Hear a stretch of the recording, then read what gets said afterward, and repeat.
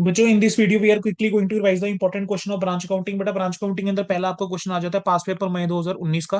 बेटा क्वेश्चन के अंदर क्या था, सिंगापुर के अंदर हेड ऑफिस था, ब्रांच जो थी दिल्ली के अंदर थी और इंटीग्रल फॉरेन ऑपरेशन थी वो। ठीक है, आपको डाटा दे रखा था रुपीस के अंदर। उसने आपको क्वेश्चन की रिक्वायरमेंट क्या बोली थी कि आपको हेड ऑफिस की बुक्स के अंदर आपको रेवेन्यू स्टेटमेंट बनाकर चलनी है सिंगापुर डॉलर के अंदर और बैलेंस शीट बनाकर चलनी थी सिंगापुर डॉलर के अंदर। तो बेटा मुझे सिंगापुर डॉलर के अंदर क्या करना पड़ेगा, इसको कन्वर्ट करना पड़ेगा। अब यहाँ पे सिंगापुर डॉलर के अंदर बच्चे हम कन्वर्ट करके चलेंगे। आपका सबसे पहले क्या गिवन है, स्टॉक गिवन है 1 अप्रैल का। बेटा जो 1 अप्रैल का स्टॉक है उसके ऊपर कौन सा रेट यूज करके चलोगे, क्या उसके ऊपर आप ओपनिंग रेट जो है आप यूज करके चलोगे? तो ओपनिंग रेट बेटा आपका कितना है, ओपनिंग रेट वो 50। ठीक है, तो 50 के रेट के ऊपर होगा तो क्या करेंगे बेटा, ये 6 लाख है, 6 लाख को 50 से डिवाइड करोगे तो कितना आना चाहिए आपका, ये 6 लाख आपका डिवाइड बाई 50 करोगे तो this will come out to be 12,000। तो बेटा ये कितना आ जाएगा, 12,000 आ जाएगा। हम क्या करने वाले हैं बेटा, डिवाइड करने वाले हैं, सबको आई होप क्लियर है। अब परचेज की बात करके चलें तो परचेज के लिए कौन सा रेट यूज करके चलोगे, परचेज और सेल के लिए एवरेज रेट आप यूज करके चलोगे which is 51। सन्डी debtor and creditor monetary item में कौन सा रेट यूज होगा बेटा, 52। ठीक है, bills of exchange monetary items 52, wages 51, rent rate 51, sundry expenses 51। Computer आपने जिस दिन परचेज करा था उस दिन आपको बताया हुआ है कि 12,000 आपको सिंगापुर डॉलर में ही बताया हुआ है, तो ये 12,000 की वैल्यू खुद ही बताकर चल रहा है। बैंक बैलेंस की बात करके चलें तो बैंक बैलेंस के लिए भी आपका मॉनिटरी आइटम है तो 52 का रेट यूज होगा और सिंगापुर ऑफिस का बेटा बैलेंस जो है वो आपको दिया रहा है 59, 897 का बैलेंस दिया रहा है। तो आपने सारी वैल्यूज निकाल ली। बेटा बस पहला काम आपको ये करके चलना था। ठीक है, अब इसके बाद आपको नेक्स्ट आइटम बेटा नेक्स्ट क्या चीज करके चलनी थी, तो पहला आपका ये वर्किंग नोट आ जाता बेटा। ठीक है, अब उसके बाद आपको बेटा नेक्स्ट काम जो करके चलना था इस क्वेश्चन के अंदर, that was to prepare the revenue statement. Revenue statement is nothing but your trading P and only. तो बेटा ओपनिंग स्टॉक जो है वो 12,000 आ गया था, परचेज वेजेस हमने ऊपर वैल्यूज निकाली, सेल्स आ गया। क्लोजिंग स्टॉक की बात करके चले तो उसने आपको दिया हुआ था कि क्लोजिंग स्टॉक जो है वो 15,60,000 का है। तो इसको क्लोजिंग रेट से डिवाइड करूंगा तो क्लोजिंग स्टॉक आ जाएगा। और डेप्रिसिएशन के लिए बेटा 12,000 के ऊपर सीधा 40% हमने निकाल दिया सिंगापुर डॉलर के ऊपर ही। ठीक है, और आप जानते हैं कि बेटा जो सिंगापुर ऑफिस का बैलेंस होगा वो एज कैपिटल जो है वो नजर आता है, लॉस आपका हुआ था इसके अंदर तो माइनस करके दिखा देंगे। ठीक है बेटा, ये हो गया क्वेश्चन। बेटा अगले क्वेश्चन के ऊपर आओ। अगला क्वेश्चन जो है पास पेपर सितंबर 2024, अच्छा क्वेश्चन बनाया है इन्होंने, थोड़ा सा ट्विस्ट डाला है इसके अंदर, आपका इन्वेंट्री के साथ यहाँ पर प्ले करा उन्होंने। देखो बेटा, कह रहे हैं कि इंडियन कंपनी है, उसकी ब्रांच जो है कहाँ पर है, न्यूयॉर्क में। आपको बैलेंसेस गिवन थे डॉलर्स के अंदर, तो आपको रुपीस के अंदर बेसिकली यहाँ पे कन्वर्ट करना पड़ेगा। एक्सपेंडिचर एक्सक्लूडिंग डेप्रिसिएशन देकर चल रहा है 103095। एक्सपेंडिचर को बोलो किस रेट के ऊपर बेटा आप कन्वर्ट करके चलोगे, तो इसके लिए आप कौन सा रेट यूज करके चलोगे, एवरेज रेट यूज करके चलोगे जो गिवन है 56 का। कैश और बैंक बैलेंस के लिए कौन सा रेट यूज करके चलोगे, क्लोजिंग रेट 58 का गिवन है, तो 58 का रेट बेटा आपका यहाँ यूज हो जाएगा। डेटर्स आपकी मॉनिटरी आइटम है, क्लोजिंग रेट यूज हो जाएगा अगेन 58। फिक्स एसेट आपको ग्रॉस दे रखा है 34,200, चेक कर लो क्या फिक्स एसेट का बारे में बताया, कब जब खरीदा था कह रहे हैं 55 का रेट था, तो यहाँ पर क्या रेट यूज होगा, 55 ही यूज होगा। बेटा इन्वेंट्री स्टॉक और पी जो है बेटा इसके बारे में यहाँ पर खेला उसने। कह रहे हैं जो स्टॉक पी है उसको वैल्यू करके चलते हैं कॉस्ट के ऊपर। ठीक है, और आपको बताया हुआ है कितना है, 5520, 5520 जो है आपका डॉलर्स के अंदर है, 5520। कह रहे हैं जब आपने परचेज करा था उस टाइम पे रेट कितने का था, 56.50 का रेट था, तो ये आपकी क्या हो जाएगी बेटा, कॉस्ट हो जाएगी। ठीक है, 56.50 से बेटा आप लोग मल्टीप्लाई करेंगे तो आपके पास ये आ रहा होगा 3,11,880 बेटा आपके पास आएगी कॉस्ट। एनआरवी आपको खुद ही बता रहे हैं 285 की, लोअर क्या है 285, तो 285 पे इसकी क्या होनी चाहिए, वैल्यूएशन होनी चाहिए। तो यहाँ पर बेटा हम डायरेक्टली क्या लेकर चलेंगे, 285 लेकर चलेंगे, so this was the point. अब इसी तरीके से बेटा क्यू की अगर आप देखोगे तो इन्वेंट्री क्यू जो थी वो 1035 की आपको नजर आ रही है। कह रहे हैं जो स्टॉक आइटम क्यू है इस carried out at NRV of US dollar 1035, but कह रहे हैं उसकी कॉस्ट जो है वो 1065 है। ठीक है, एनआरवी जो है यहाँ पर लोअर है। अब बेटा एनआरवी जो है आप उसको किस रेट से मल्टीप्लाई करके चलोगे, वो तो आपने क्लोजिंग टाइम पे निकाली होगी ना, तो इसको मल्टीप्लाई करूंगा 58 के साथ। और कॉस्ट की बात करके चलें तो वो है 1065। और कह रहे हैं जब आपने परचेज करा था तब रेट था 53 का, तो इसको मुझे 53 से मल्टीप्लाई करना चाहिए। So basically this is my NRV और ये मेरी कॉस्ट है, मुझे इन दोनों का कंपैरिजन करना चाहिए। तो 1035 मल्टीप्लाई बाय 58। ठीक है, और on other hand 1065 multiply by 53। तो बेटा ये अगर आप करके देखोगे तो आपका यहाँ पर क्या वैल्यूज आ रही हैं, लोअर आ रहा होगा 56445। तो जो लोअर वाली वैल्यू आ रही है बेटा दैट इज द वैल्यू जो आप इन्वेंट्री की यहाँ पर लेकर चलोगे। ठीक है, देन बेटा उसके बाद आपको क्या गिवन था, इनकम्स और क्रेडिटर्स का बैलेंस गिवन था। इनकम तो आपका एवरेज रेट आ जाएगा, क्रेडिटर्स आपका आप जानते हैं क्या आने वाला है, मॉनिटरी आइटम है, क्लोजिंग रेट आ जाएगा। हेड ऑफिस कंट्रोल अकाउंट आपको गिवन है, उसका आपको बैलेंस बेटा इन्होंने दिया हुआ है, वो आप बैलेंस लिखेंगे, आप टोटल करेंगे, आपका एक्सचेंज डिफरेंस बेटा यहाँ पर आ जाएगा।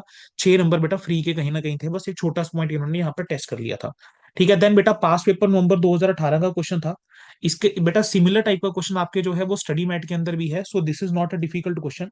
क्या था, from the following details of the western branch for the year ending 31 March 2018 आपको ब्रांच स्टॉक रिजर्व बताना था in respect of unrealise profit in opening and closing stock. ठीक है, आपको दिया हुआ था goods send to branch at the invoice price, and branch कह रहे मेंटेन करके चलती है स्टॉक जो है सेम प्राइस के ऊपर। ठीक है, हेड ऑफिस को ब्रांच जो है इनवॉइस प्राइस के ऊपर गुड्स बेचती है, कह रहे हैं, और जो सेल है that is cost plus 40%, invoice price is cost plus 15%। तो बेटा अगर मैं यहाँ पे याद करूं, कॉस्ट अगर आपकी 100 है तो आईपी आपका कितना होगा 115, और सेल प्राइस आपका कितना होगा 140 का होगा। अब आपका ओपनिंग स्टॉक जो है वो दिया हुआ है 3,45,000 रुपए का। ठीक है, ये आपका आईपी के ऊपर होगा, क्योंकि उसने बोला हुआ है कि वो उसी के ऊपर मेंटेन करके चलती है। Goods and to during the year by head office to branch आपको दिया हुआ है 16,10,000 रुपए का, तो ये भी आपका आईपी के ऊपर होगा। ठीक है, अब 3,45,000 जो है वो आपका है ओपनिंग स्टॉक, 16,10,000 जो है बेटा वो गुड्स एंड की वैल्यू आ गई। टोटल करते हो तो कितना आ जाता है, 19,55,000 बेटा ये आ रहा है। आपको क्वेश्चन के अंदर क्या दे रखा है, सेल्स दे रखी है कि 24 लाख रुपए की आपकी सेल्स है। ठीक है, अब यहां पर अगर हम बात करके चलें, सेल्स ड्यूरिंग द ईयर जो होगा वो किस वैल्यू के ऊपर होगा, सेल्स जो होगी वो 140 के ऊपर होगी। तो 24 लैक्स को बेटा अगर मैं 140 से डिवाइड करूं और 115 से मल्टीप्लाई कर दूं, तो मेरे पास क्या इसकी भी आईपी आ जाएगी। तो 24 लाख रुपए को अगर हम डिवाइड करके चलें, ठीक है, जो आपकी सेल्स है, divide by 140 and I multiplied by 115, तो बेटा हमारे पास क्या आ जाएगा,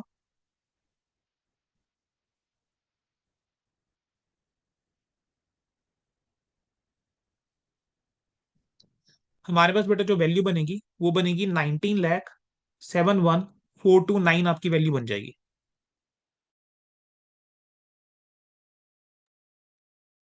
बेटा 19,55,000 आपका जो था, this is your cost of good basically available for sale, और ये आपके पास आया 19,71,429 आ गया।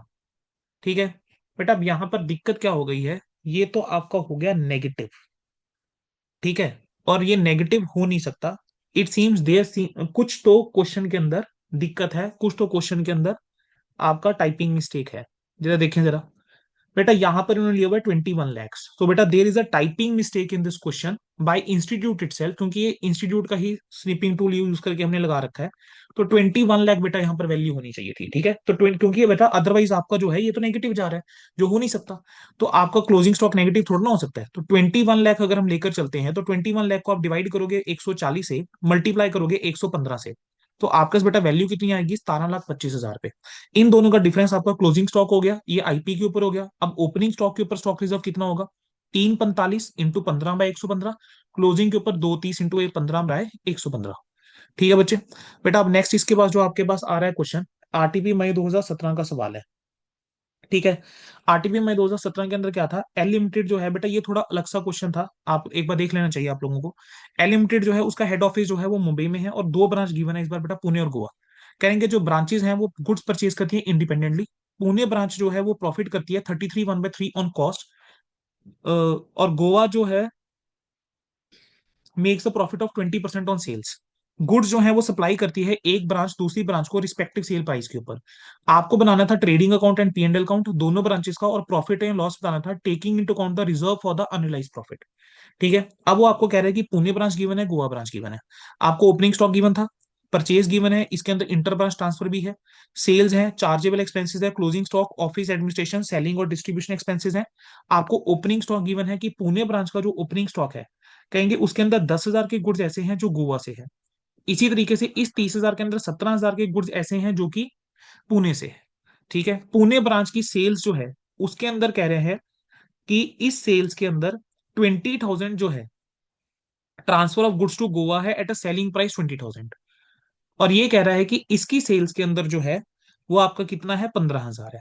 और सिमिलरली क्लोजिंग स्टॉक के बारे में भी बताया है कि क्लोजिंग स्टॉक जो है उसके अंदर 5,000 जो है वो किससे है, पुणे का जो है वो गोवा से रिसीव हो रखा है। तो बेटा दोनों की बुक्स में उसने पूछा था, हम एक कर लेते हैं बेटा, हमारा जो है दूसरा आप लोग अपने आप कर लोगे। बेटा ओपनिंग स्टॉक की अगर मैं बात करके चलूं तो ओपनिंग स्टॉक 40 का है, लेकिन इस 40 के अंदर 10,000 ऐसा भी है जो गोवा से आया हुआ है। ठीक है जी, परचेज कितनी है, 2 लाख की है। एक्सपेंसेस आपको दे रखे हैं चार्जेबल, डायरेक्ट में ले गए हम इसको 15,000। आपको सेल्स दे रखी थी 280 की, ये आपकी 280 की सेल्स आ गई। देन आपका क्लोजिंग स्टॉक आ गया 30 का। तो ये आपका ग्रॉस प्रॉफिट आया है अनरियलाइज प्रॉफिट की एडजस्टमेंट से पहले। अब हम एडजस्टमेंट करके चलेंगे अनरियलाइज प्रॉफिट की। आपका बेटा जो ओपनिंग स्टॉक था, ठीक है, हम उसके अंदर अगर हम बात करके चलें, और फिर हम बात करके चलेंगे क्लोजिंग स्टॉक के बारे में। ठीक है, मुझे बताओ कितना स्टॉक रिजर्व इसके अंदर रहने वाला है। ठीक है, कैलकुलेट करें जरा। सर, जो आपका ये ओपनिंग स्टॉक था 40,000, इस ओपनिंग स्टॉक के अंदर ये पुणे का ओपनिंग स्टॉक है, इसमें गोवा से 10,000 है, राइट। अब मेरे को इतना बताना, उसने दिया हुआ है कि जो ओपनिंग स्टॉक है गोवा ब्रांच के ऊपर, उसके अंदर 17,000 है जो पुणे ब्रांच का है। अब पुणे ब्रांच जो है वो कैसे कमाती है, 33% ऑन कॉस्ट है। यानी अगर 100 की उसको बेटा कॉस्ट पड़ी है, तो 33 1/3 उसके ऊपर ऐड करोगे तो 133 1/3 हो गया। यानी प्रॉफिट एलिमेंट की अगर मैं बात करके चलूं, तो वो कितना हो जाएगा, एक तरीके से 1/4 उसका प्रॉफिट एलिमेंट हो गया। अब ये जो प्रॉफिट एलिमेंट है, क्या इसको हटाना चाहिए? बिल्कुल सर, इस प्रॉफिट एलिमेंट को हटा के चलेंगे, कौन से वाले को, 17,000 वाले के ऊपर को। ठीक है, तो इस 17,000 का इफेक्ट मैं हटाऊंगा, अनरियलाइज प्रॉफिट है ये मेरा। तो ये जो अनरियलाइज प्रॉफिट था बेटा, इसके ऊपर ओपनिंग स्टॉक के ऊपर आप उसको रिवर्स करोगे, तो स्टॉक रिजर्व जो है ओपनिंग स्टॉक के ऊपर जो गोवा ब्रांच में पड़ा हुआ है, ठीक है, उसको हमने हटा के चलना है। कैसे, 17,000 इंटू 25/100। सिमिलरली बेटा जो क्लोजिंग स्टॉक था, उसके अंदर भी तो कुछ हमारा एलिमेंट है ना, कितना है, गोवा ब्रांच पे जो क्लोजिंग स्टॉक है वो 4,000 ऐसा है जो पुणे ब्रांच से मिला हुआ है। तो 4,000 का क्या करके चलेंगे बेटा, 25/100 करके चलेंगे, यानी 1/4 करके चलेंगे। तो ये आपने क्या हटा दिया, स्टॉक रिजर्व का इंपैक्ट ले लिया। ठीक है, देन बेटा आपने बाकी एक्सपेंसेस, सेलिंग डिस्ट्रीब्यूशन एक्सपेंसेस, आपका क्या आ जाएगा बेटा, नेट प्रॉफिट आ जाएगा। बेटा सिमिलर मैनर में आप गोवा की लेकर के चलोगे। अब गोवा के केस में यहां पर जब हम रियलाइज प्रॉफिट हटाएंगे बेटा, अनरियलाइज प्रॉफिट हम देखेंगे, तो यहां पर आप पुणे का ओपनिंग स्टॉक देखोगे और यहां पर पुणे का क्लोजिंग स्टॉक देखोगे। बेटा दिस वाज द पॉइंट। ठीक है, बाकी इस क्वेश्चन के अंदर दिक्कत वाली चीज नहीं थी। एक बार कर लेना ये क्वेश्चन, कोई एक जो है वो पूछ सकता है, दोनों में से हो सकता है कोई एक वो आपको बोल दे बनाने के लिए। अगला कहता है, pass the necessary journal entries in the books of the independent branch of the company wherever required to rectify और adjust the following.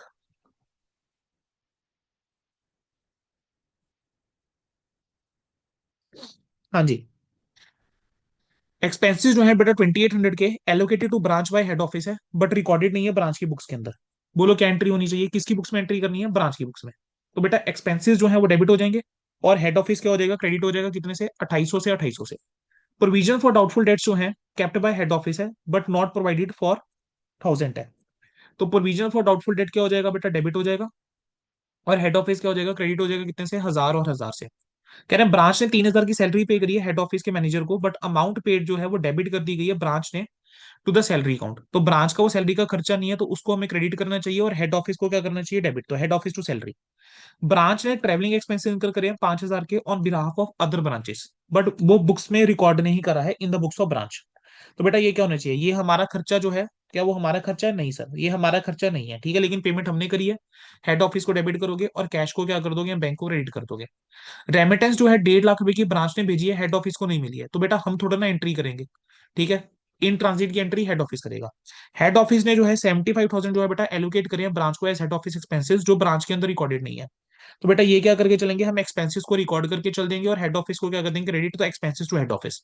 Head office ने 30,000 डायरेक्टली कलेक्ट करे हैं ब्रांच के कस्टमर से, जो इंटीमेशन है फैक्ट की receive हुई है by the branch only now.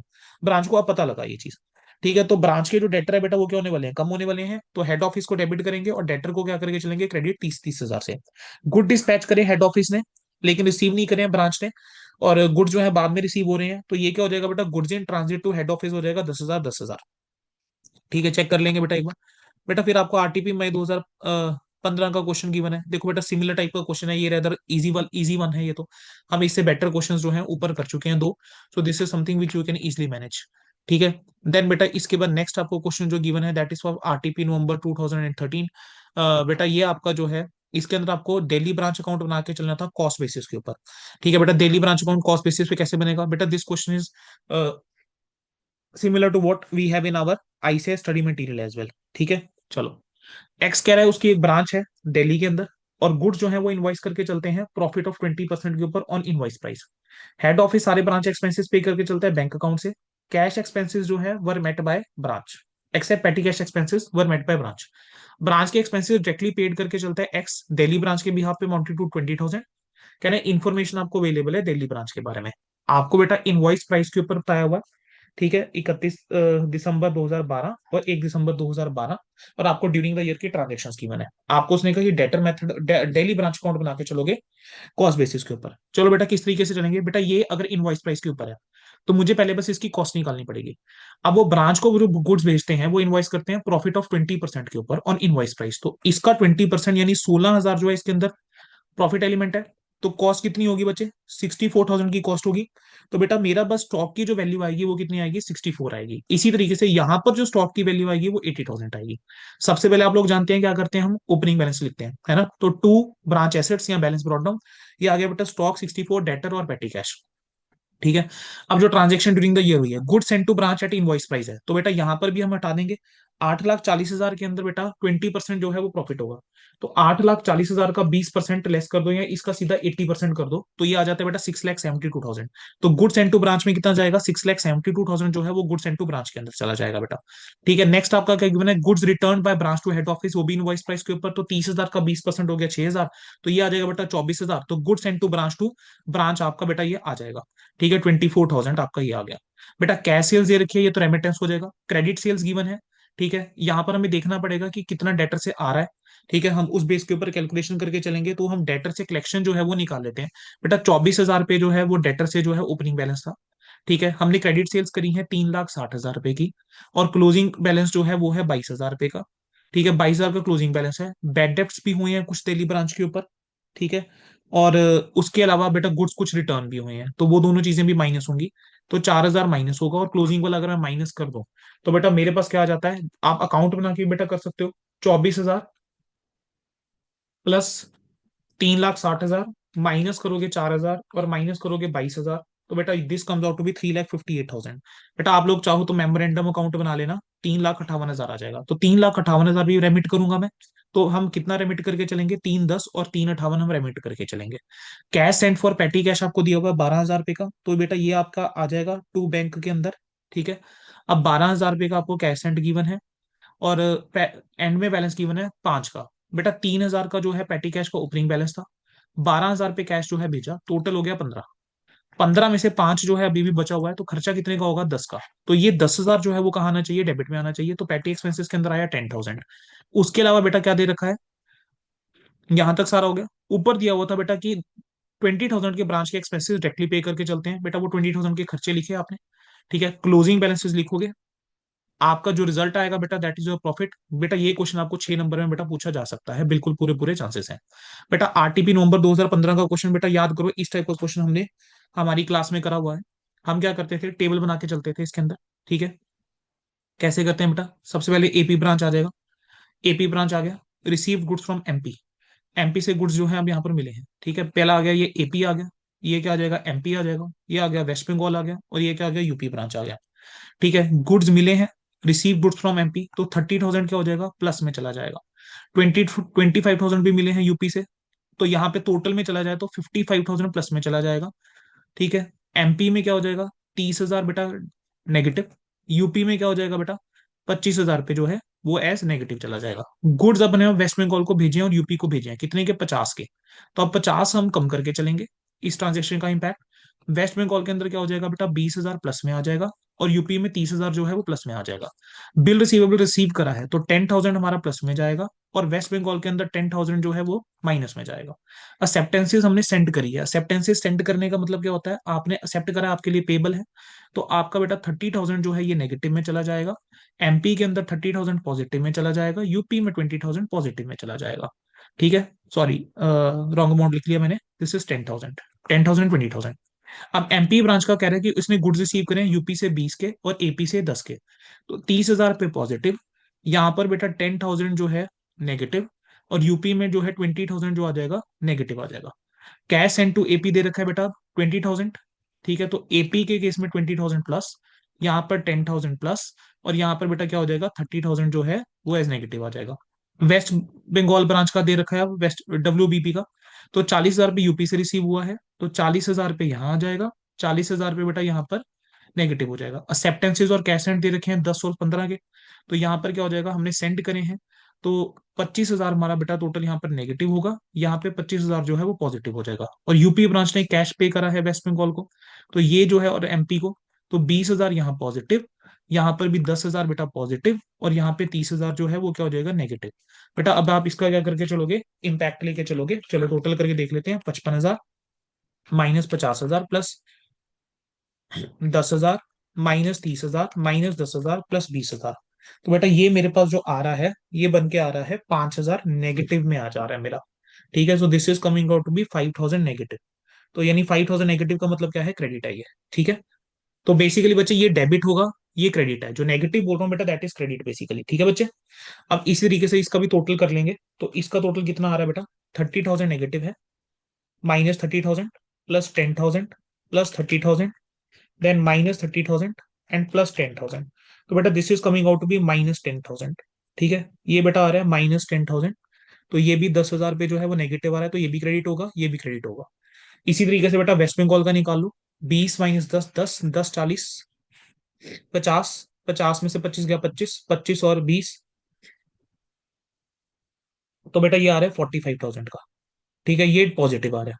यहाँ कितना आ रहा है, 5, 25, 5, 15, 40, तो ये बेटा आपका नेगेटिव आ रहा है गेन 30 क्रेडिट। तो आपकी एंट्री क्या बन जाएगी, W B to AP to MP to UP. ठीक है बेटा, अमाउंट्स आपने देख ली। चलो बेटा, अब इसके बाद बेटा ये क्या है आपका, इसके अंदर ये वाला क्वेश्चन बेटा आपका एक अलग क्वेश्चन था। और this is the last question बेटा जो हमने कवर करके चलना है बस, for important in this chapter.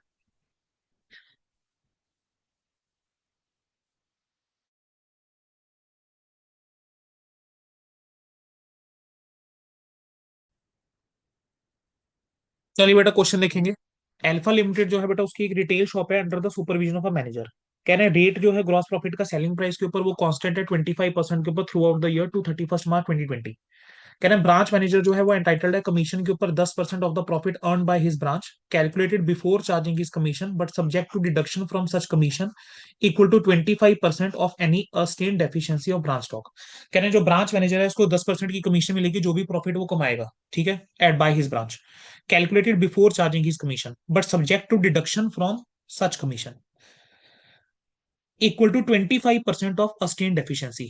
10% का उसको प्रॉफिट मिलेगा जो उसकी ब्रांच ने कमाया बिफोर चार्जिंग हिज कमीशन जो है, लेकिन डिडक्शन करके चलेंगे। ठीक है, उस कमीशन से 25% की अगर कोई डेफिशिएंसी है। ओपनिंग स्टॉक आपको दिया हुआ बेटा कॉस्ट के ऊपर, और उसने आपको क्वेश्चन में बोला हुआ था कि रेट ऑफ ग्रॉस प्रॉफिट जो है at selling prices constant at 25% throughout. अब कॉस्ट अगर आपकी 100 है, ठीक है, अब यहां पर सेलिंग प्राइस के ऊपर बोला हुआ है, सेलिंग प्राइस के ऊपर बोला है, तो आपकी बेटा इक्वेशन क्या बनेगी, cost plus profit is equal to sales. तो सेल्स बेटा 100 के बराबर होगी, प्रॉफिट जो है 25 के बराबर है, तो कॉस्ट इज 75।